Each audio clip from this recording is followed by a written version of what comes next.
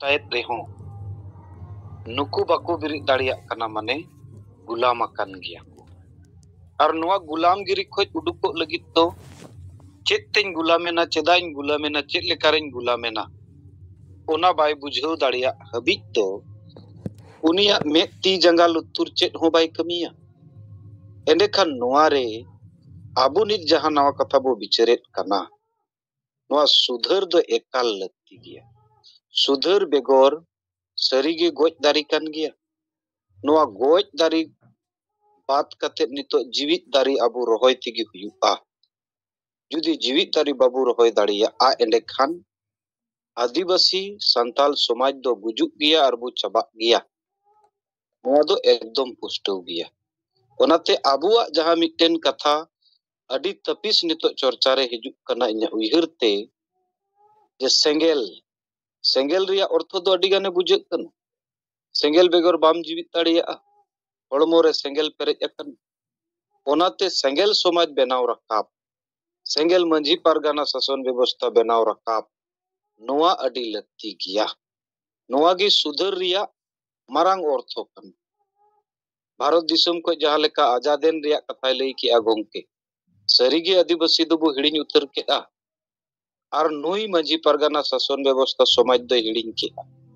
कारण आतु आतु रे भाषा रिया चर्चा बनु,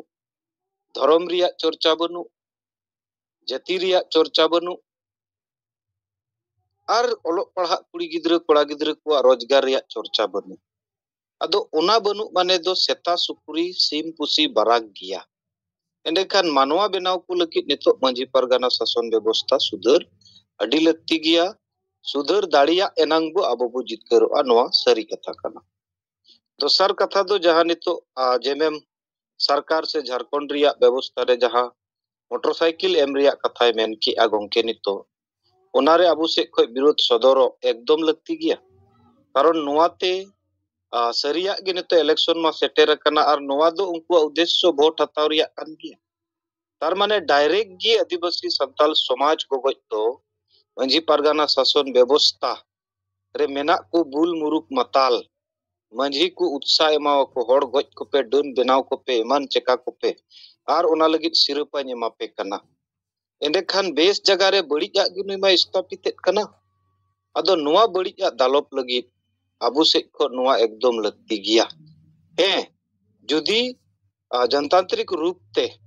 जतो होड़ा सहमति दाराते जहां तिनक गी मंझी को बचावा उनको को एमाव को खज उनारे सेंगेल सपोर्ट लक्ति गिया। लेकिन नीत दबिज मा पूरे भारत दिसम रे नेलो कना मंझी व्यवस्था रे जहां लेका मिट बार चर्चा रिया हिजुग कथा जे रपुट ए आबो से बो बेगारे आ, किंतु इन्या उयहर ते दो आज तेगे नोआ समाज दो गुजुग होर रे सेटर ठीक कन। आतु आतु रेन होड़ आतु सला निजर निजर तला रिया सगई हो बनुआ इस सुयते। एंडेखान नोंकान मंझी कुगी जुदी आर होना को न्यामा, एंडेखान नोआ दो गज डहार कान गिया। ओनाते नोआ विरोध लक्ति गिया। आर मंझी पारगाना मारी मंझी पारगाना शासन व्यवस्था रे सुधर अगु तिगी आबुआ जतो लेकाना जितकरुआ, नोआ अडी सरी बिचार कना। आदो मा गोंके इन सेट खन हो निये कथा रे खाटो कथा इन्या कथा रोड कते इन्या कथा नोडे मुचाद किया। सनाम को दड़ाते सेंगेल जोहार।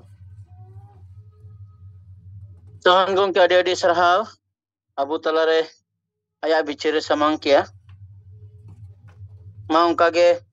बाकी लीडर को हो अपन अपन अपना बिचार नोडे समांग तवन पे।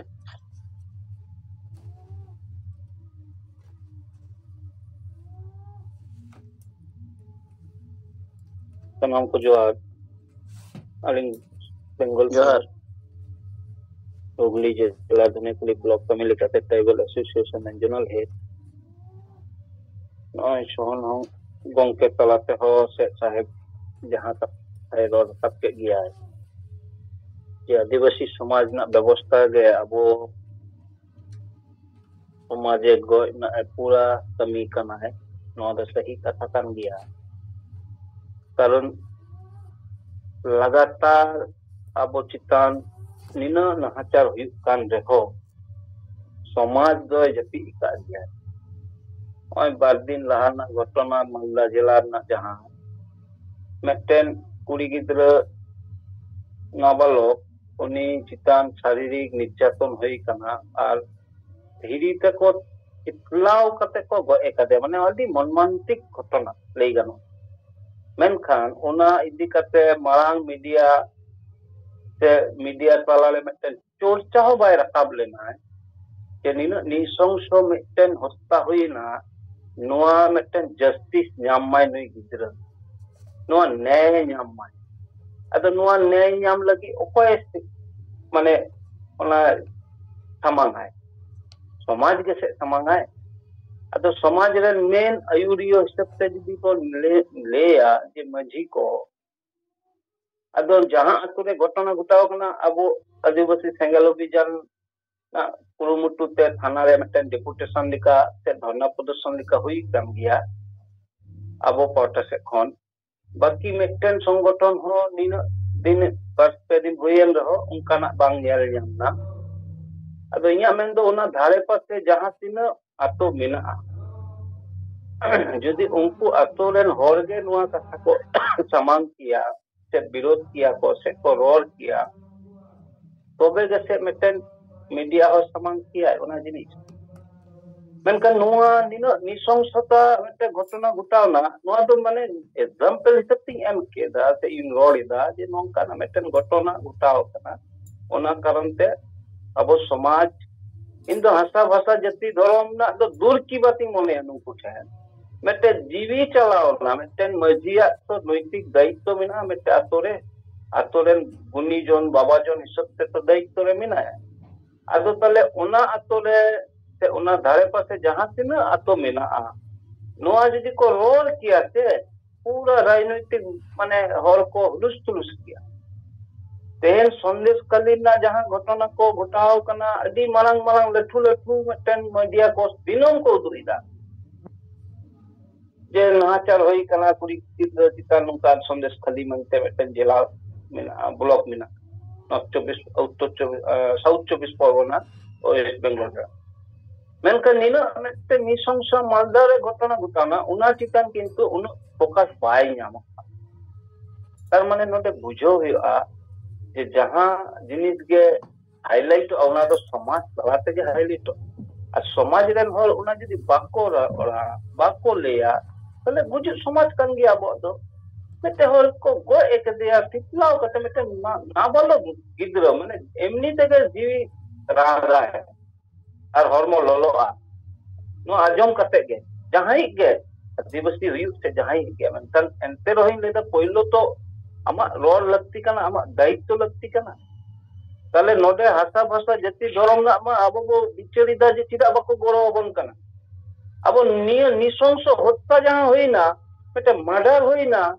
उनी को दर्शन के दिया उनी पूरा एकदम को ठिकलाव कते को गोय के दिया नीथ में टेन हो आसामी बको साथ जाम के को एंते रहो उना धारे पासे रे उनो ढेर होर बको रोल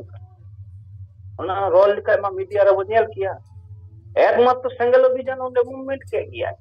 अद इया मेन दो निय कारण ते नो उदाहरण समांगिदा जे ताले नो दो उका समाज रे वासिदा बो और चे हुयो नई मजी समांग कते नई बिए बपला जोम new are handi पोरो are no अनवा भांडन कमी रे के व्यस्त तहाना है ओना रे भी ते तर चे दुर्का बो उनकन समाज रे तहा कते सरी जैसे किंतु धिक्कर बुझो कना जे सरी के अब मानवा रूप से सिका पुसी कन गया बो जे मेटे सीता जदी को ताले आते तोले को इटा सीता दो ठीक को ako उनका के अब इज्जत कना उनका इज्जत कना बो अब मेटे मानविकता बाय हिजुक कना अंतत पक्षे नुआ रोल हो तो लगतिया जे बांगा निन मारंग घटना घटाव कना देला बो मेटे मजी को बो दुरुप जावाया नुआ इदी कते चे होई अबाय मेटे गलमारा बनवा उनका अलिंग हो आतो टोलाले जखन शहर रे नित मिना लिंगा आतो टोलाले के अलिंगा बार उनका जे घटना घटाव लेना ग्रुप रे ओंडे तो बको मर्डर का दिया मेनकान उनी कुड़ी गिद्रा इज्जत को बरी लेते मेनकान ओना घटना हो उनका जे घटाव कोनो रकम नहीं बाय ᱧᱟᱢ लिदाय नुका लगातार घन घन प्रत्येक माने दिन अबो चिता नुका नाचार होई पा तेहेन दो बांग दिनम हुयु कना तारक सोरेन नोआ को रोड कते लापाई माची परगना व्यवस्था रे चेत को चिकाया ओडे सुधर बाय हुई लेनखान ओकोय रोड़ा लीडर मा अतु रे मिटंग मेनाया तो उनी बाय रोड कान बाकी गुलाम को ओका खोज को रोड़ा मारंग बुरुई रेजना 156 अतुरिन माझी ओना मारंग बुरु फेट के उन अतु मेना उनको हम फिकिर के बनो तो उनका के तो नो टॉपिक्स रे रोड लेकन बेसगन होय सर असले उना इना कारण गिन लई किदा जे मेटन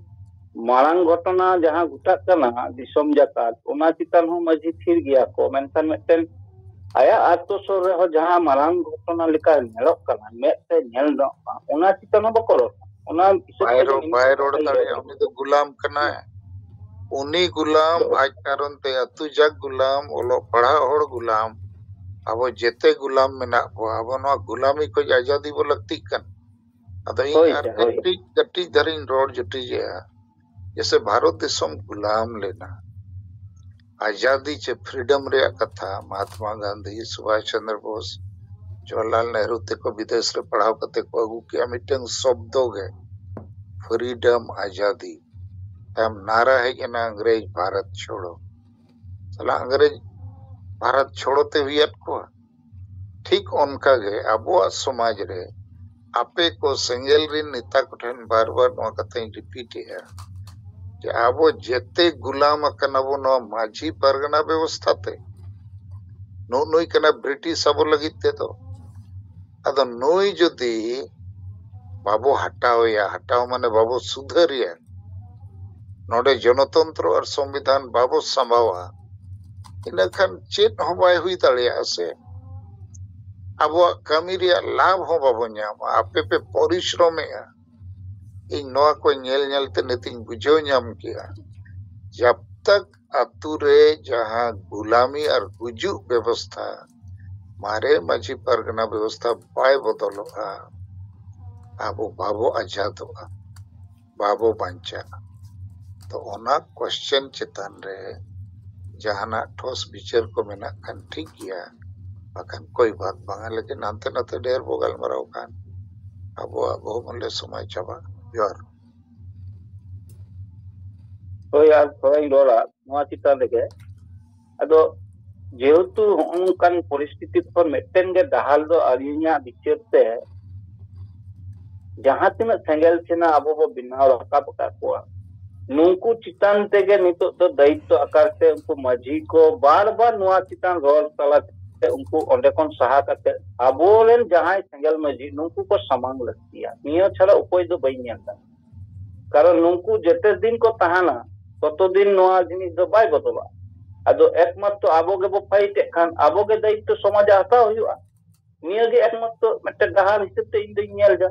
कारण जहां तिना बो बिचारे लो सुदोलना दो बको सुदोरो कान खान अदो उना जायगा कोन उनको मेता को हुआ भाई सुदोरो पे बका दायित्व आले लेकन हो एमा लेपे नेल पे मी सिर मार तहां कते चेले चिका दरे अतार पर आरो पे हिचुक नो एंतेरो आले नोआ समाज बंचाव लगी नोआ लिकते आ पेठन ले गोरोले खोजो आ महीना एक बछर लगी आले मची लेते सेंगेल चेन आले ने दिखावा और चेली कते जुमित कते दाड़े उदु कते जित कर दोइला इन मेन कते सलाम के तो बात जोहान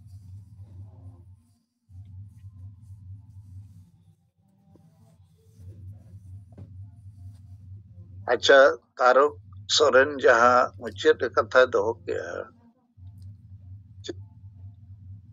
जे बखन आले सेंगेल से खोज मौका एमाले पे अदो इन्या मेन दो उनी माझी एकला हो आलो बो तो से ना व्यवस्था कना तो उसरे मामला दो आपे थोड़ा नो एक्सप्लेन यो आपे माझी परगना व्यवस्था रे दो अतुरिन जेते होड़ शामिल मेना हुआ डॉक्टर इंजीनियर ऑफिसर हो शामिल मेना मान लिया मुरुक माताल मांझी जगह रे ऑल पढ़ाओ माझी हो दुड़ुब या से उनी हो डांडोम बारोन डन पंते बापला भंडान छुट चेटे रे हांडी को बोंगाओ चाहिए और डांडोम पुइसे को जम गया नई बाय मना तड़िया को ऑल पढ़ाओ माझी हो अदो व्यवस्था माने हो बुझो पे व्यवस्था माने मिटंग नेटवर्क पूरा अतु दो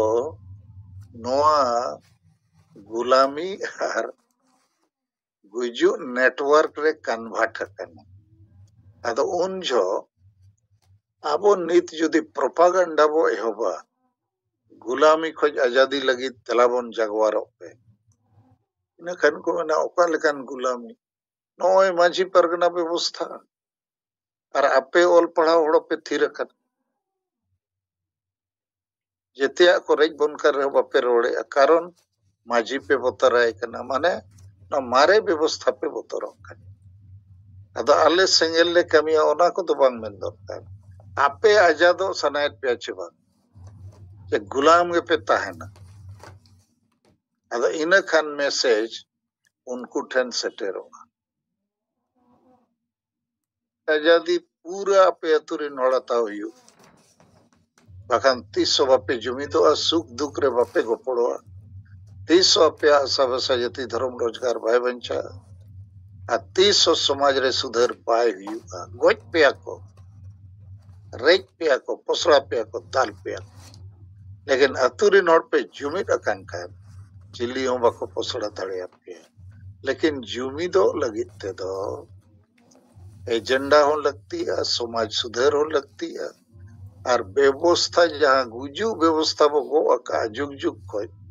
ओनारे सुधर लगती ठीक है बाहर जहाँ को तो वो मैं पीछे एम पे इनका नौका नौका ते अपे पे उस्तो पे बुझो न्यामा चेत चेका लेखान ठीकुआ कमिया पो चेत को पे कमी करना उन्ना तो भाई बड़ी ठीक गया लेकिन रिजल्ट भाई उड़को उन्नाते आजादी बाबू न्यामा उन्नाते भारत दिसम रे आजादी रे आंदोलन रे माने गरम दल और नरम दल ताहे कर तो पाचेत अबो हों आदिवासी को आजादी लगी गरम दल नरम दल लगती माने कथा रे तो ओंडे बिचेर कटी सेंटर पे जो